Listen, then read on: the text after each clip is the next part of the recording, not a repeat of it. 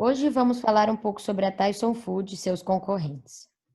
Esse trabalho de finanças foi elaborado pelo grupo composto por Leonardo Tartarini, Gabriel Adeuraldo, Thaís Moraes e Maria Maroni. A Tyson Foods é uma das maiores empresas de comida do mundo e ela atua hoje no mercado global e o lidera.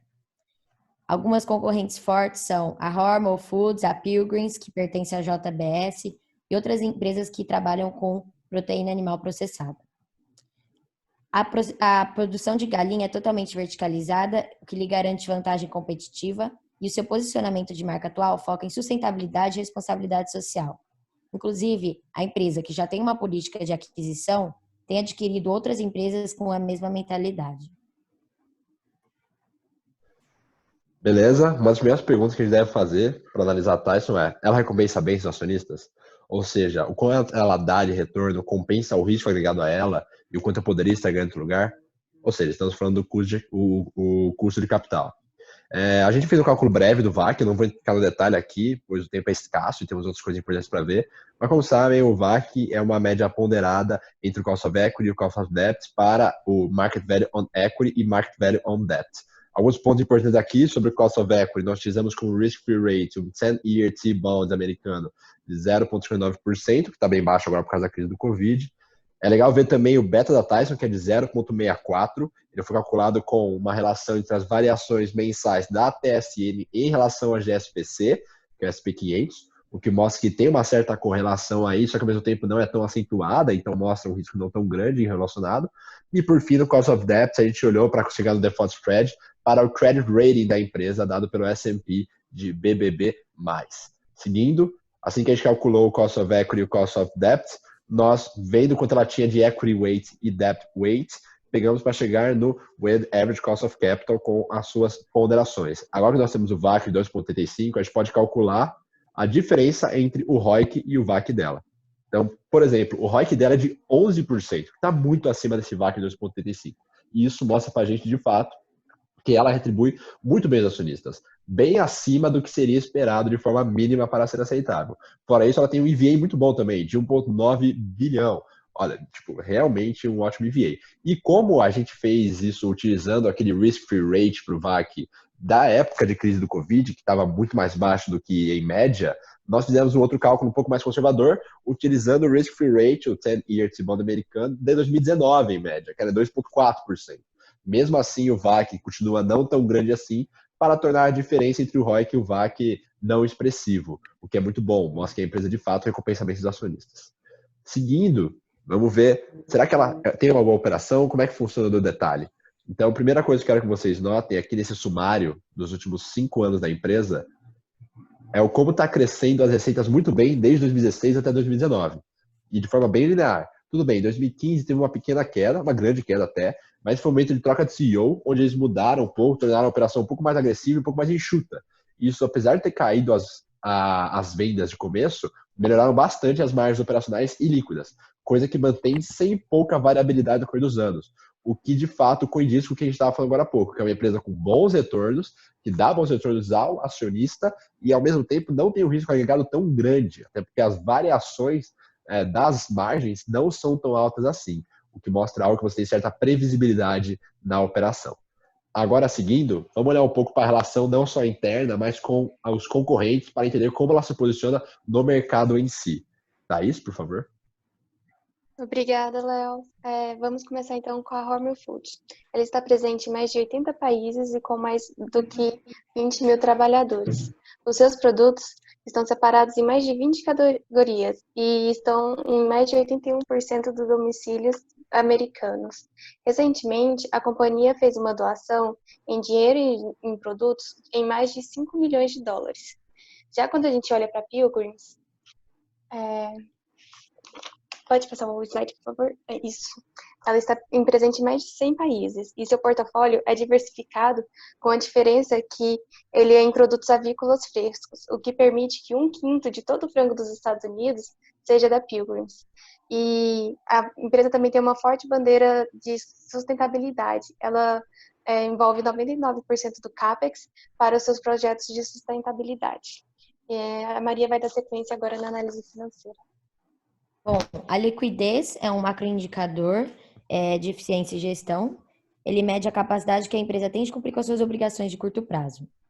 No próximo slide, a gente pode ver os gráficos de liquidez corrente e seca das empresas ao longo do tempo. Possível notar que uma parcela razoável do ativo circulante da Tyson é estoque, que a empresa se manteve abaixo da média nos 3 últimos anos. Aqui, nesse slide, a gente pode ver o caso da Hormel. O caso da Hormel é muito relevante, porque ela é uma empresa com um método muito tradicional de gestão. Sua política de distribuição de dividendos se supera a cada ano, crescendo o valor distribuído, e a empresa estranhamente em muito pouco. De 2017 para 2019, a empresa aumentou seu caixa e estoques e zerou suas dívidas de curto prazo. Como as dívidas de curto prazo são uma das maiores partes do passivo circulante total, é natural que o índice de liquidez esteja acima da média. Acredita-se que a alta liquidez seja uma estratégia para se defender das gigantes como a JBS, que vem adquirindo empresas menores. Nesse momento de crise, a Hormel está melhor protegida, mas em outras situações poderia estar perdendo oportunidades de crescimento. Alguns fatores responsáveis pela queda de liquidez da Tyson. Bom, a sua política de dívida é diferente da Hormel. Em geral, a maior parte são dívidas de longo prazo, mas as de curto prazo têm um peso bastante significante no passivo circulante total. Na média dos 3 anos, ela representa 33%. Isso, somado ao aumento anual do contas a pagar, abaixa a liquidez da empresa. No numerador, a empresa gastou caixa na aquisição da Advance PR Foods e aumentou seus estoques em 27% nos últimos anos, enquanto a receita cresceu apenas 11% no mesmo período. Em suma, a empresa passou a consumir mais caixa e dever mais, o que impactou diretamente na liquidez. Nessa próxima slide, é possível ver o Day Sales Outstanding, que é o prazo de recebimento de clientes, que está representado nessa linha do tempo. Enquanto a Hormel trabalhou com uma média de 23 dias, a Tyson se manteve na média de 16, e a Pilgrims ficou no meio termo. Quanto maior o prazo de recebimento dado aos clientes, maior a necessidade de caixa para a empresa se financiar, que reflete diretamente na liquidez. Com um prazo mais restrito, a Tyson precisou de menos caixa, por isso a liquidez foi mais baixa. É curioso mencionar que tanto a Tyson quanto a Pilgrims aumentaram seu prazo de recebimento em 3 e 5 dias, respectivamente, de 2018 para 2019. Esse tipo de atitude acontece por vários motivos, mas sendo alguns deles a incapacidade de negociação com o cliente, a estratégia para segurar o mercado e o ajuste para se igualar à média. Talvez os clientes estivessem recorrendo à Hormel pelo longo prazo de pagamento e por isso as outras duas tiveram que se ajustar. Aqui a gente pode ver o giro de estoque. O giro de estoque alto é muito bom para a saúde financeira da empresa, porque significa que ela não está precisando de caixa, ela não fica gastando caixa com estoque. A Tyson foi referência nesse quesito quando comparada às outras empresas. Para o setor, o estoque é um pouco perigoso, porque os produtos são perecíveis e de alta demanda. A única problemática que pode ser vista aqui no alto giro de estoque é a questão logística. Se houver um possível boom de demanda, a empresa pode não conseguir supri-la. Em abril deste ano, o chairman da Tyson Foods deu uma entrevista ao CNN Business dizendo que a cadeia de abastecimento de comida está quebrando, devido à crise do coronavírus, e não há capacidade de produção. Esse é um exemplo de como a imprevisibilidade da demanda pode ser um problema no giro de estoque alto. A Tyson mostrou quedas anuais no índice de giro de ativo total, pois adquiriu planta e equipamento sem aumentar a receita na mesma proporção. As suas concorrentes Hormel e Pilgrim seguiram pelo mesmo caminho de expansão. Quando isso acontece, em geral, é porque o mercado também está crescendo. Os dados do Euromonitor apontaram um crescimento de 14% no mercado de carne processada global de 2018 para 2019. E as projeções mostram que deve aumentar ainda mais. Junto à expansão de planta e equipamento, a empresa aumentou seu caixa, contas a receber, estoques e ativos intangíveis, uma vez que adquiriu outras marcas. Novamente, reitera-se que a receita cresceu, mas não acompanhou os investimentos, e por isso o giro de ativos diminuiu. A Pilgrims aumentou seu giro de 2017 para 2018, pois reduziu fortemente seu caixa, intangíveis e estoque contas a receber. Mas de 2018 para 2019, ainda que a receita tenha sido maior que a do ano anterior, não foi possível para acompanhar o aumento dos ativos mencionados. Se você observar essa movimentação junto à margem de vendas, de 2017 para 2018, caiu em 4%, o que forçou a investir nos ativos novamente. Aqui temos a parte de dívida das empresas. A Tyson e a Pilgrims, elas têm uma estratégia bastante semelhante em relação ao índice Debt to Asset Ratio. Quando a gente já pega a Hormel, ela já tem um índice muito menor, de apenas 11%, enquanto as outras duas têm por volta de 35%. Antes se vê a taxa de cobertura de juros, a Tyson e a Pilgrims elas têm por volta entre 7, elas têm 7 e 8 respectivamente, enquanto a Hormel tem 68 de taxa de cobertura de juros. Mas o que isso significa? Em um momento que nem esse do coronavírus, as empresas, o principal desafio delas é garantir liquidez para atravessar esse período de instabilidade. Então a Hormel ela está mais preparada e com essa taxa de cobertura de juros bastante alta, ela consegue garantir que o seu lucro operacional não vai ser usado para pagamento de juros de banco, e sim que ele vai ser usado para ir para o caixa, financiar a empresa e garantir que ela consiga passar sem muitos problemas por esse período do coronavírus. Aqui podemos ver o Price to Earnings Ratio.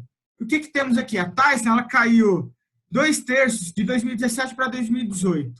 Por quê? Primeiro ponto, a variação do lucro líquido nominal da Tyson. Ela teve uma margem líquida 60% superior nesse ano, seu lucro líquido nominal aumentou bastante por conta de um benefício fiscal não recorrente. Então, ele aconteceu apenas em 2018 e não irá acontecer nos próximos anos. Também, as empresas, tanto a Tyson quanto a Pilgrims, elas tiveram queda em 2018 na cotação delas. A Tyson, como podemos analisar pelo gráfico da figura 2, ela caiu durante o ano inteiro. Mas por quê? Em 2018, houve uma troca do CEO ao final do ano. Mas como essa troca já estava anunciada, muitos acionistas e o mercado temia que a Tyson não conseguisse manter margens lucrativas como vinha tendo, por volta de 4,5%, 4,7%, e que não ia conseguir manter as receitas em crescimento. Porém, logo que o CEO assumiu, os resultados mostraram que a Tyson continuava com a mesma estratégia, resultados consistentes, mantendo as margens e crescendo a receita, ela voltou a subir em 2019 e teve uma subida bastante grande, por volta de 80%. Aqui já em 2020, como podemos ver com o cenário do coronavírus, a Hormel, por ter um beta negativo, pouca alavancagem e uma taxa de cobertura de juros muito alta, ela sofreu muito pouco e já está subindo no year to date. Já a Tyson e a Pilgrims tiveram quedas maiores, enquanto a Tyson, por ter tido fábricas atingidas pelo coronavírus e operações suspensas, ela está demorando um pouco mais a voltar do que a Pilgrims. Já aqui temos o Market to Book Value, um índice muito interessante de analisar. A Hormel, ela é uma das queridinhas do mercado americano das carteiras de dividendos. Então, é plausível o Market to Book Value dela está mais alto. Por quê? Os acionistas, eles consideram a empresa sólida, que tem lucros constantes e receitas crescentes, não num ritmo muito acelerado, porém num ritmo constante, sendo uma empresa em um setor perene e que não sofre muita crise. E por conta do baixo risco, os acionistas gostam bastante e por isso eles também aceitam pagar um pouco mais acima do que o seu book value. A Tyson e a Pilgrims tiveram queda nesse índice muito por conta da queda das ações no ano de 2018, sendo que em 2019 a Tyson voltou a subir, enquanto a Pilgrims ela se manteve. Muito por conta que a Pilgrims ela aumentou seu preço, porém seu patrimônio líquido não aumentou tanto. Em suma, quem sabe sobre a Tyson é que é uma empresa de fato com um bom retorno de acionista e risco médio. Podemos ver isso com o ROIC dela, muito acima do VAC, e com o beta dela, que acompanha de forma positiva com a GSPC, só que ainda abaixo de 1. Ao mesmo tempo, é uma empresa com baixa liquidez, giro rápido, ou seja, é uma empresa com uma operação muito eficiente. Ela, de fato, é uma empresa que investe bastante em agressividade, de forma similar à Pilgrim, um pouco menos do que a Hormel. E o único problema da baixa liquidez é que tem que ter preocupação com esses momentos de bons de demanda, como falamos mais cedo. E, por fim, é uma empresa com ótima alavancagem, assim como a Pilgrim, e bom cobrimento de juros. Então, ela é boa para credores. Ela é um pouco menos arriscada do que a Pilgrim, empresa que tem uma operação similar e uma alavancagem similar, mas ela é um pouco menos arriscada. E o único downsize é em momentos onde, por exemplo, em crise, que ela vai precisar se endividar mais rápido, e a Hormel vai se dar melhor porque ela tem maior liquidez. Então, nesse momento, a Hormel está prosperando melhor. Só que um investidor otimista pode pensar que é simplesmente um bom momento para comprar, pois o preço está baixo. E ele confia que no longo prazo a Tyson tem uma operação sustentável e muito boa.